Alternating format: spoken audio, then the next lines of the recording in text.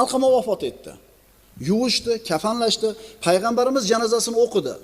So'ngra uni qabrini bir chetida turib aytdiki: "Ey muhojir va ansorlar, kim onasidan ayolini afzal ko'rsa, bas unga Allohning la'nati bo'lsin. Kim ayolini onasidan ustun ko'rsa, bas unga Allohning la'nati bo'lsin" dedi payg'ambarimiz sollallohu alayhi vasallam.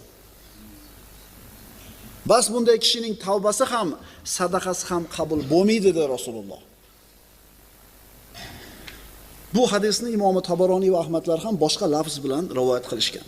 Shuncha xayrli ish bo'lsa ham Alqamaga foydasi yo'q, modomiki onasi norozi bo'ladigan bo'lsa. Yigitlar bir fikr qilib qo'yaylik. Bir fikr qilib qo'yaylik.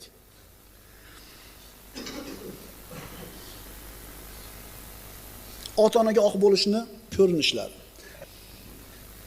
Oq bo'lish degani nima degani?